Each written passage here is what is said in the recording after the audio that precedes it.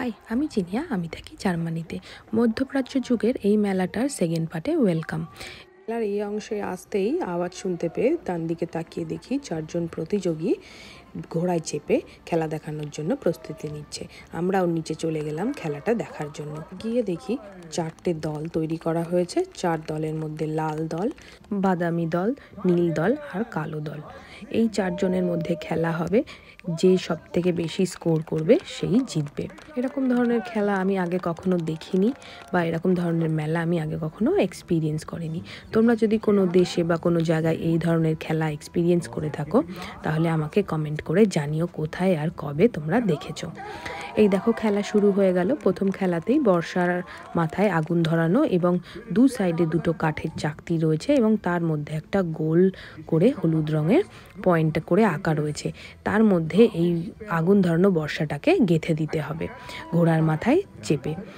এই খেলাগুলো যতটা ইজি মনে হচ্ছে ততটা কিন্তু নয়, কারণ ঘোড়ায় চাপা, ঘোড়াটাকে কন্ট্রোলে রাখা এবং তার সাথে ওটাকে একটা এম করে লাগানো কিন্তু অতটা ইজি নয়। এখানে এই বয়স্ক মানুষটাকে দেখছো, ইনি কিন্তু বেশ মজার ক্যারেক্টার, সবাইকে খুব হাসাচ্ছেন। আর এই খেলাগুলোর মাধ্যমে দেখানো হচ্ছে কিন্তু এই আগেকার জমানায় যেমন যুদ্ধ হয়ে যেত, মানুষ মানুষকে মেরে ফেলতো, সেরকম কিন্তু ব্যাপারটা খুব ফানি ওয়েতে হচ্ছে, জানো তো। সবাই হাসছে, খুব আনন্দ করছে ব্যাপারগুলোকে দেখে। এখানে একজনের সাথে আর একজন ঝগড়া হচ্ছে, তৃতীয় ব্যক্তি চলে আসছেন। ইনি আবার খুব মজার ক্যারেক্টার, বললাম যে ইনি আবার গিয়ে ওখানে জল খাওয়াতে যাচ্ছেন। জল খায়নি বলে রেগে গিয়ে হাতা দিয়ে একজনকে মেরে আবার হাঁটতে হাঁটতে চলে আসছেন। এত হাসি, সবাই হাসছে মন খুলে। জার্মানিতে আসার পরে আমি অনেক জিনিস এক্সপিরিয়েন্স করেছি। এই জিনিসটা কিন্তু অনেকগুলো জিনিসের মধ্যে একটা সেরা জিনিস। এত ভালো লাগছে, আজকে সন্ধ্যেটা এত সুন্দরভাবে কাটছে।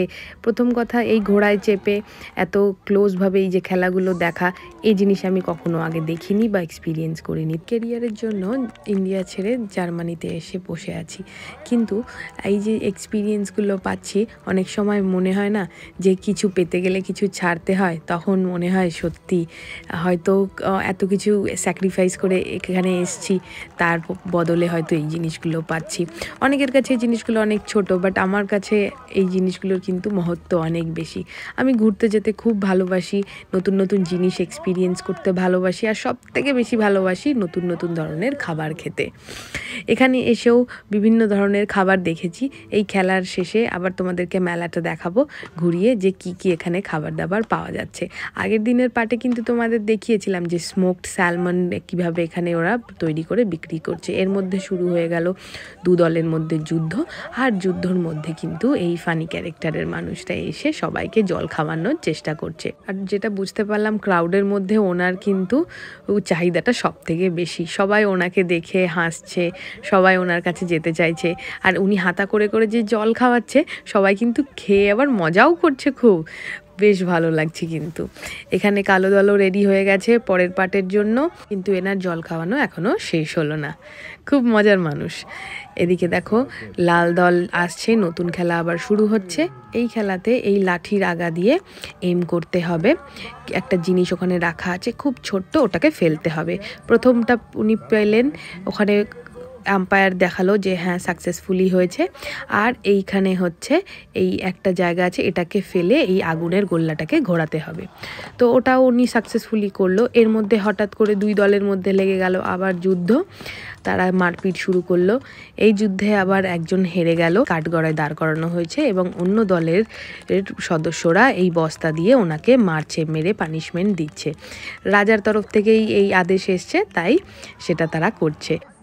এসব হওয়ার পরে আবার শুরু হলো নতুন করে খেলা।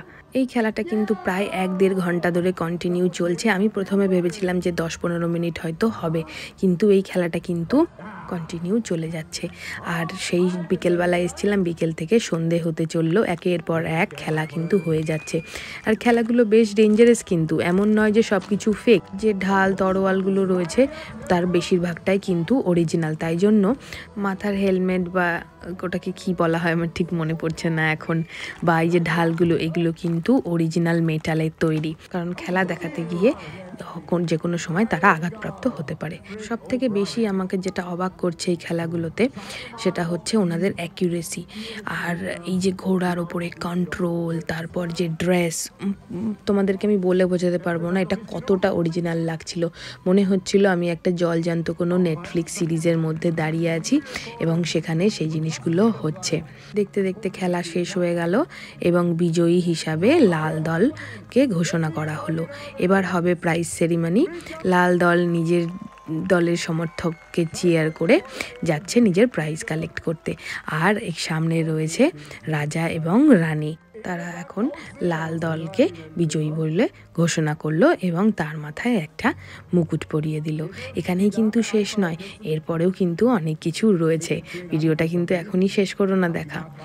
আমিও ভেবেছিলাম এখানেই হয়তো সব কিছু শেষ, কিন্তু আমার কলিগ বলল দাঁড়া এখন যাস না, এখনও কিন্তু অনেক কিছু বাকি আছে। এখানে উনি একটা ভিক্টরি ল্যাপ নিয়ে তারপরে সবাই মিলে একসাথে হলো।